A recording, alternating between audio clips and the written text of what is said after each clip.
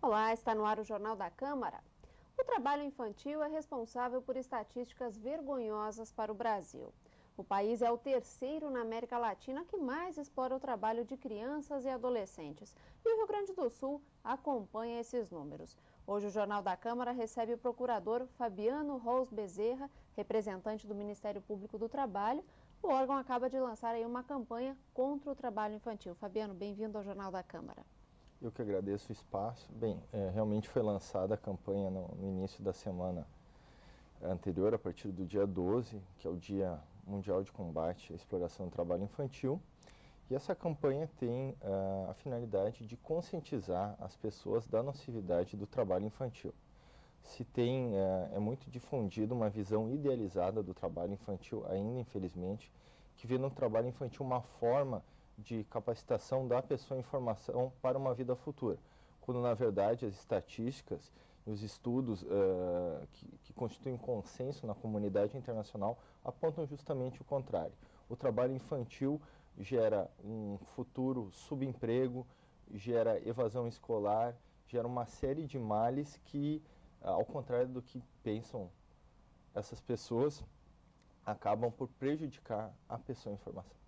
O que é considerado hoje formalmente trabalho infantil? Segundo a nossa Constituição, é proibido todo trabalho com idade inferior a 16 anos, salvo na condição de aprendiz. A aprendizagem, é conhecida da maioria das pessoas, é aquele contrato de trabalho especial, ou seja, carteira assinada, em que o jovem recebe uma formação profissional em instituições capacitadas para tanto. As mais conhecidas são as do Sistema S, Senai, Senac, Senat, enfim, todas essas instituições. Abaixo dos 14 anos, nenhum trabalho é permitido. O estágio também só é permitido a partir dos 16 anos. Além disso, na faixa etária entre 16 e 18 anos, é proibido qualquer espécie de trabalho penoso, perigoso ou insalubre.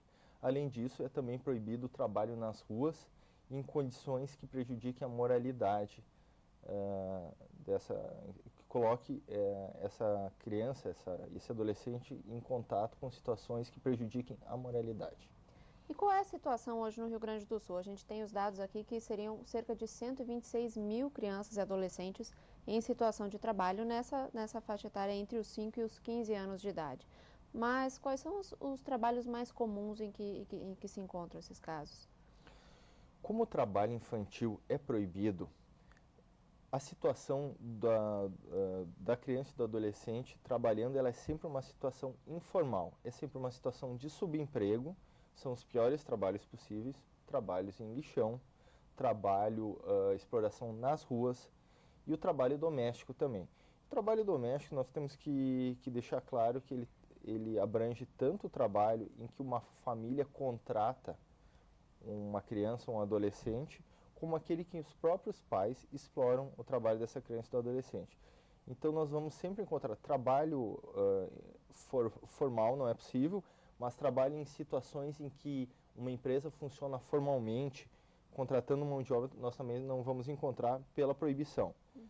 Isso, por mais paradoxal que seja, acaba empurrando essas crianças e adolescentes para uma situação ainda pior. Pois é, como é que é feita justamente a identificação? Tu falaste que realmente é difícil, né? Não vai se encontrar isso formalmente em lugar nenhum, né?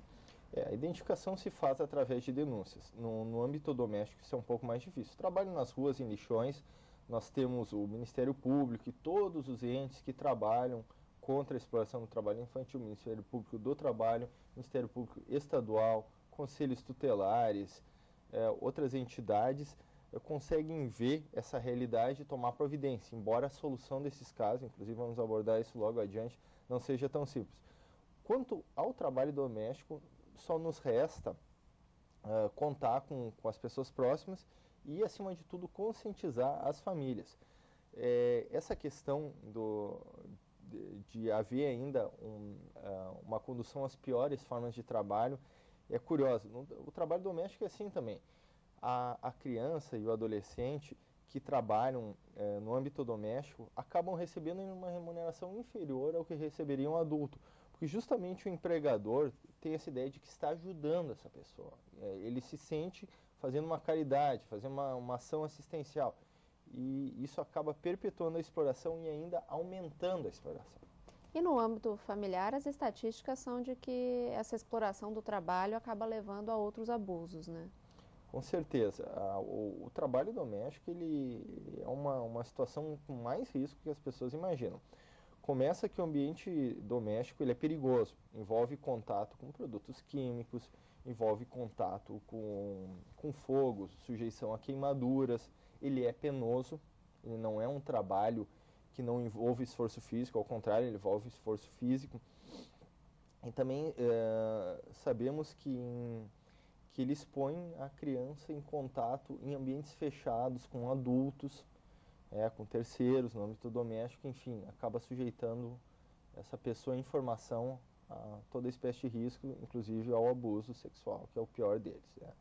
A exploração sexual é considerada pela Convenção 182 da OIT uma das piores formas de trabalho infantil, juntamente com outras, como trabalho em lixões, trabalho nas ruas. O trabalho doméstico no Rio Grande do Sul ainda há uma cultura, em geral, das famílias, no sentido de não considerar isso uma infração? Sem dúvida, se tem a ideia de que a criança trabalhando no âmbito doméstico está protegido, que nós acabamos de ver que não é bem assim, o Rio Grande do Sul tem uma tradição rural, patriarcal, um estado que até há pouco tempo não tinha uma industrialização mais desenvolvida, foi sempre um estado periférico e essa mentalidade é sobremaneira presente no Rio Grande do Sul.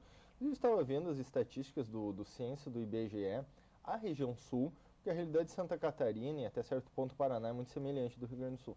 A região sul é a terceira em exploração de trabalho infantil, ficando atrás apenas da região norte e da região nordeste, que são regiões notadamente em desenvolvimento, em situação de, digamos assim, sem termos pejorativos, de subdesenvolvimento dentro da realidade nacional. Então vemos que a nossa situação no país não é tão boa quanto imaginamos, ou quanto o nosso orgulho aqui quer nos fazer crer.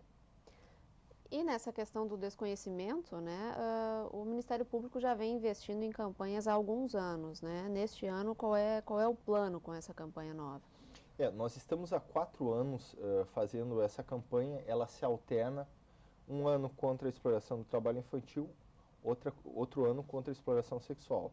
Este ano é o último ano da campanha, foram 4 anos, 4 milhões investidos em parceria com a CEE, que firmou um termo de compromisso, um acordo judicial conosco e concordou em nos apoiar nessa campanha. E essa campanha consiste na veiculação em diversas mídias, televisão, rádio, outdoors, bus doors, aqueles letreiros atrás do ônibus e nas TVs dentro dos ônibus, né? Em confecção de folders, cartazes, então é a divulgação mais ampla possível. E a resistência é grande, eu tenho acompanhado dentro da medida do possível a campanha e tenho acompanhado inclusive as críticas à campanha. Prefiro não dar notoriedade, um radialista muito conhecido passou cerca de 15 minutos num programa de rádio criticando o Estatuto da Criança e do Adolescente, criticando os que combatem o trabalho infantil. Enfim, vemos que essas pessoas formadoras de opinião que poderiam e deveriam nos ajudar a mudar essa mentalidade colaboram em sentido contrário.